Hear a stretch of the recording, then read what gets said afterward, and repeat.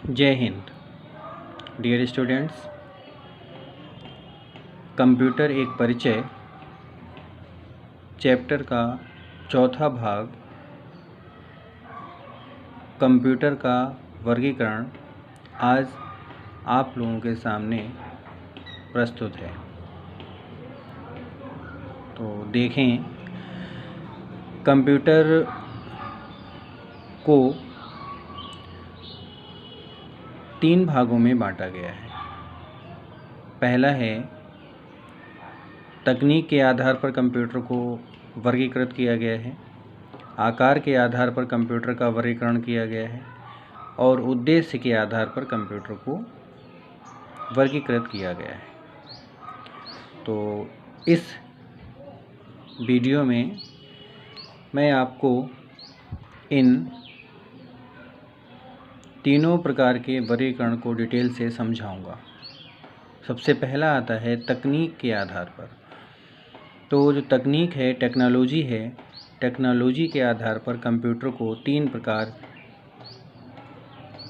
या 3 भागों में बांटा जा सकता है, जिसमें सबसे पहला है एनालॉग कंप्यूटर। एनालॉग कंप्यूटर क्या होता है उसके बारे में देखें, मैंने हाईलाइट कर रखा है जो मेन पॉइंट्स हैं उनको। ये विशेष प्रकार के कंप्यूटर होते हैं जो इनपुट आंकड़ों के रूप में संकेतों को लेते हैं। ठीक है, मतलब जो इनपुट ऐसे कंप्यूटर जिनके अंदर हम डाटा प्रवेश करवाते हैं तो वो संकेतों के रूप में जाता है और संकेतों के रूप में ही आंकड़ों को संचित किया जाता है, मीन्स स्टोर किया जाता है। जैसे धारा, वोल्टेज है, आवृत्ति है, ये सभी एनालॉग इनपुट हैं। और भौतिक मात्राओं को नापने के लिए जैसे दाब है, तापमान है, ठीक है, स्पीड यानी गति है, इन सभी को नापने के लिए ऐसे कंप्यूटर्स को बनाया जाता है। वैज्ञानिक तथा तकनीकी क्षेत्र में एनालॉग कंप्यूटर्स का प्रयोग किया जाता है। एनालॉग जो मुख्य डिवाइसेज एनालॉग की होती हैं वो नीचे एग्जाम्पल 2 दे रखे हैं। देखें, थर्मामीटर है। थर्मामीटर के विषय में आप सभी लोग जानते होंगे। थर्मामीटर जो होता है वो एक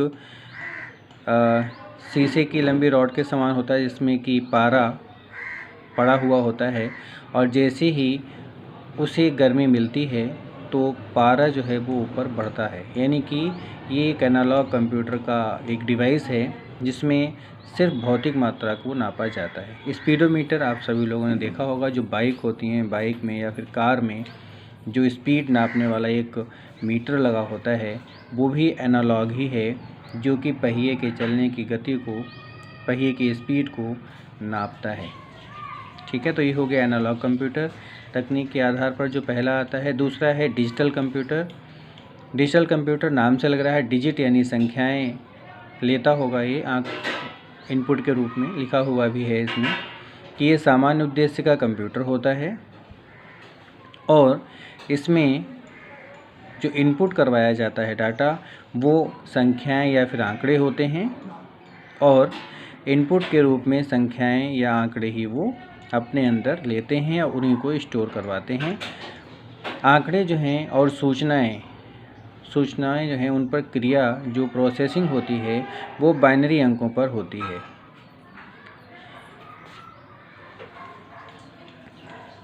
यद्यपि होता क्या है कि जो यूज़र है, जो उपयोग करता है, वो अपने आंकड़ों को प्रवेश तो करवाता है डिजिटल आंकड़े के रूप में, लेकिन कंप्यूटर क्या करता है, उन आंकड़ों को बदल देता है बाइनरी अंकों में। और आज जितने भी कंप्यूटर्स हम लोग प्रयोग करते हैं वो डिजिटल कंप्यूटर्स के आधार पर ही चलने वाले कंप्यूटर्स हैं। थर्ड आता है हाइब्रिड कंप्यूटर। तो अभी 2 पढ़ चुके हैं, एनालॉग और डिजिटल। एनालॉग और डिजिटल दोनों का मिला जुला रूप जो होता है वो होता है हाइब्रिड कंप्यूटर। होता है इसमें क्या है कि इसमें जो इनपुट होता है वो आंकड़ों के रूप में संकेतों को लेते हैं, यानी इनपुट में जो है वो आंकड़े होते हैं और आंकड़े जो लिए जाते हैं वो संकेतों को लेते हैं और संकेतों के रूप में ही आंकड़ों को स्टोर किया जाता है। ये संकेत एनालॉग से डिजिटल कन्वर्टर द्वारा, मतलब जो संकेत होते हैं वो एनालॉग से डिजिटल, यानी कि जो संकेत होते हैं उनको संख्याओं में बदलने वाले के द्वारा, यानी कन्वर्टर के द्वारा उन्हें हम अंकों में बदलते हैं। ओके, आगे देखते हैं।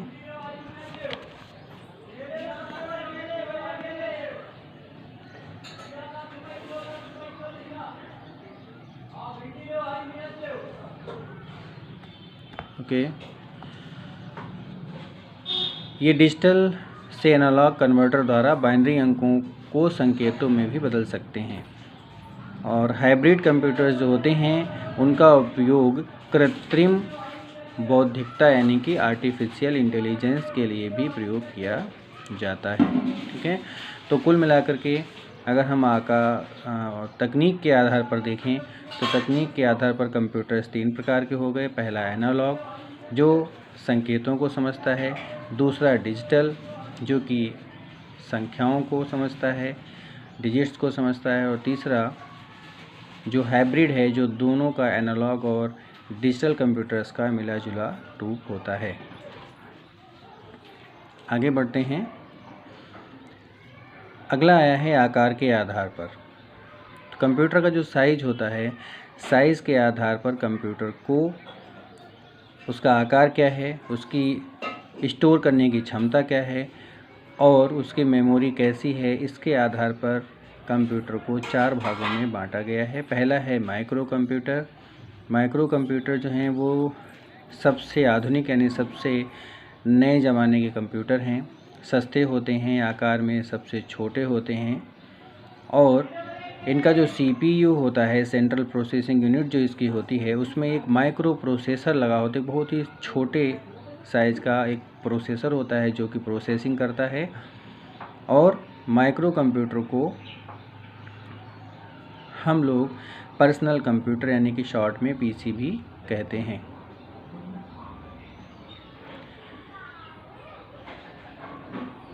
इसका प्रयोग एक अकेले कंप्यूटर के या मल्टी यूजर वातावरण जो होता है उसमें एक टर्मिनल के रूप में भी किया जा सकता है।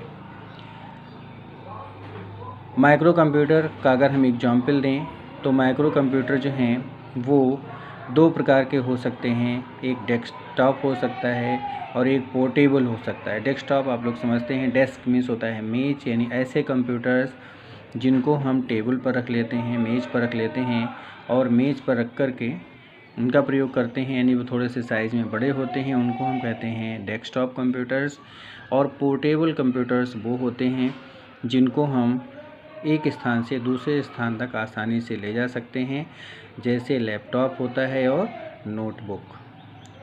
ठीक है, ये इनका आकार छोटा होता है, एक ही सूटकेस में आ जाते हैं ये। तो ये पहला हो गया माइक्रो कंप्यूटर्स जो कि अधिकतर हम लोग अपने घरों में, अपने ऑफिसेज में यूज़ करते हैं। दूसरा है आकार के आधार पर मिनी कंप्यूटर। माइक्रो से थोड़ा सा बड़ा होता है, यानी अगर देखा जाए तो मिनी कंप्यूटर जो है वो माइक्रो कंप्यूटर से आकार में बड़ा होता है। एक साथ में कई लोग इस पर काम कर सकते हैं, कई प्रोग्राम एक साथ में इस पर चलाए जा सकते हैं। किसी भी संस्था के द्वारा इसका प्रयोग में लाया जाता है, जैसे बैंक के द्वारा, होटल के द्वारा, अस्पताल के द्वारा ऐसे कंप्यूटर्स को प्रयोग किया जाता है। एक CPU से कई इसमें टर्मिनल मतलब उस एक CPU से कई और जो उसके दूसरे कंप्यूटर्स हैं वो जुड़े होते हैं, क्योंकि CPU बहुत ही ज़्यादा क्षमता का होता है। उसमें अगर कई उसमें कंप्यूटर्स जोड़ दिए जाते हैं तो वह एक CPU ही कई कंप्यूटर्स को चला सकता है। Okay, mini computer micro computer की अगर तुलना में देखा जाए तो वो थोड़े से महंगे होते हैं और इनकी क्षमता भी माइक्रो कंप्यूटर से ज़्यादा होती है। इसके एग्जाम्पल PDP फर्स्ट है, IBM AS400 है। ओके, और अगला आता है मेन फ्रेम कंप्यूटर, यानी कि आकार के आधार पर micro, mini, main frame. Main frame जो है लिखा है आकार में बहुत बड़े ओके, तीव्र गति के कंप्यूटर होते हैं। इस कंप्यूटर पर एक साथ हज़ारों लोग काम कर सकते हैं और अपने प्रोग्राम एक साथ चला सकते हैं। ठीक है, नीचे देख सकते हैं आप, ये जो बना हुआ फिगर है, बड़ा सा जो कंप्यूटर आपके सामने दिख रहा है, ये पूरा मेन फ्रेम कंप्यूटर है जिस पर एक साथ में कई लोग काम कर सकते हैं, कई प्रोग्राम भी चलाए जा सकते हैं। ओके,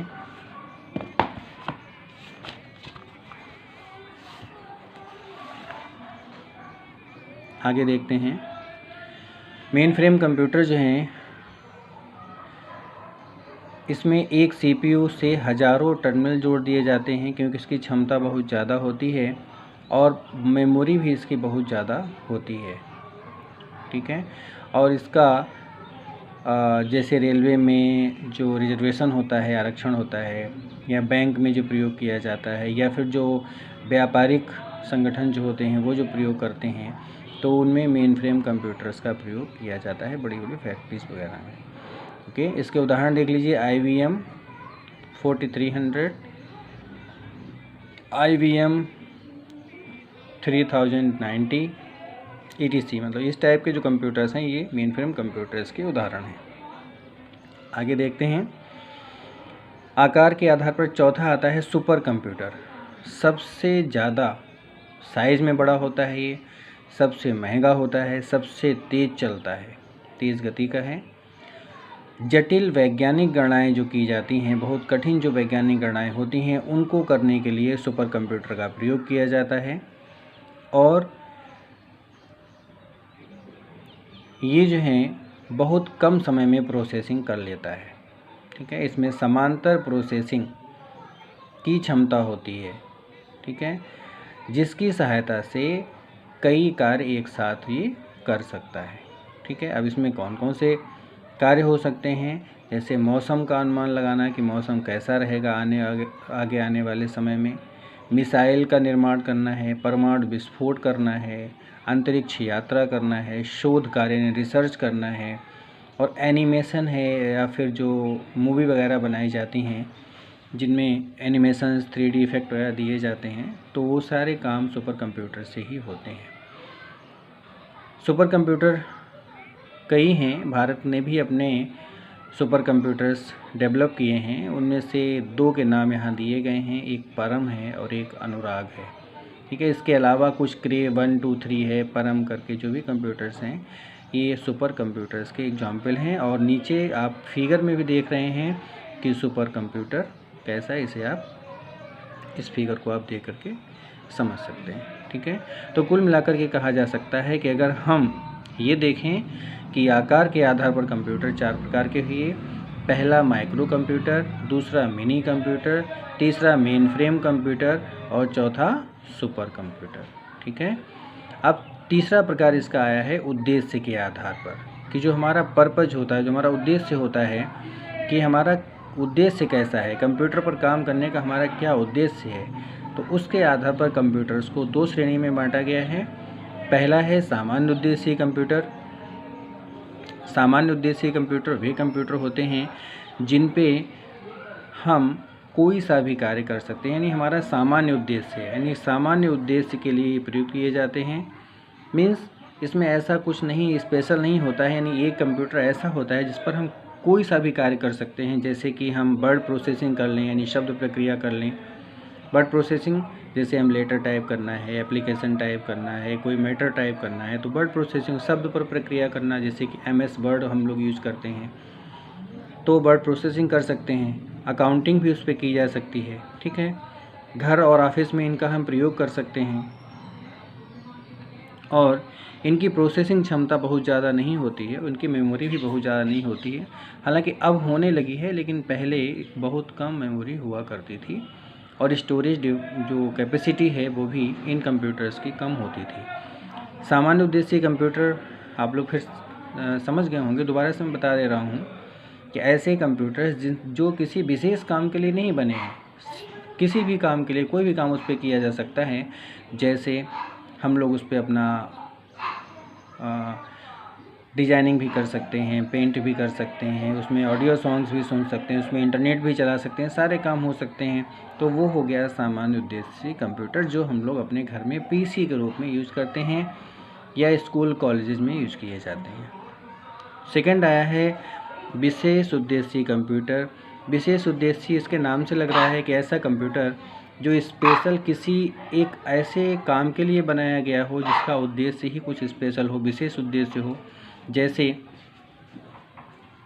विशेष उद्देश्य हो जैसे कि मौसम विज्ञान के लिए, मौसम का अनुमान लगाने के लिए, ओके, अंतरिक्ष विज्ञान के लिए है, यातायात यानी कि जो ट्रैफिक कंट्रोल है उसके लिए है, या फिर ये कह सकते हैं कि जो चिकित्सा है यानी कि मेडिकल फील्ड के लिए है, समुद्र विज्ञान के लिए है, उपग्रह संचालन के लिए है।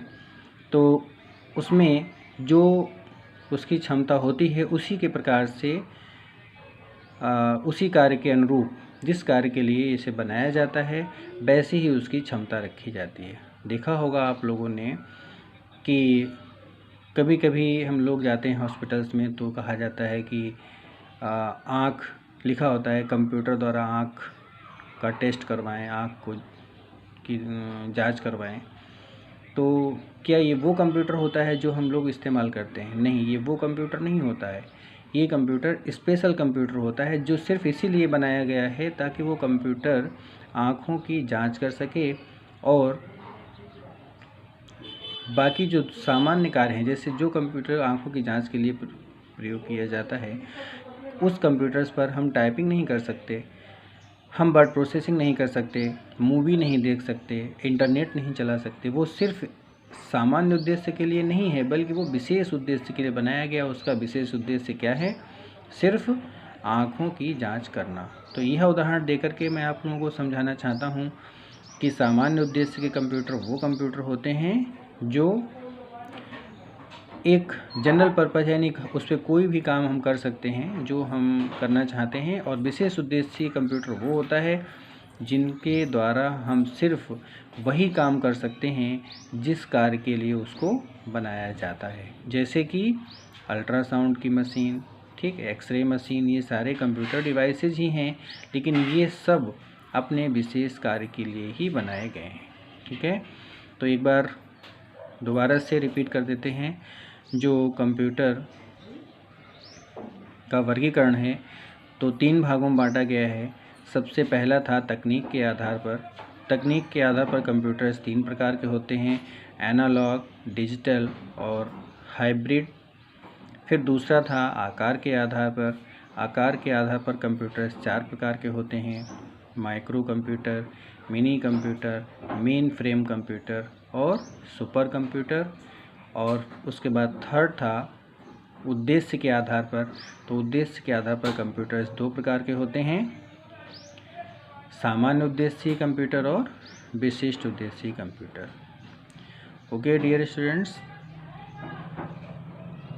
आप सभी लोग इस वीडियो को ध्यान से देखें और इसमें जो भी मैंने हाईलाइट किया है उसे आप अपनी कॉपी पर नोट्स के रूप में भी बनाएं। और अगला वीडियो मैं आप लोगों के लिए लाऊंगा जिसमें कंप्यूटर की विशेषताओं के बारे में वर्णन किया जाएगा। जय हिंद,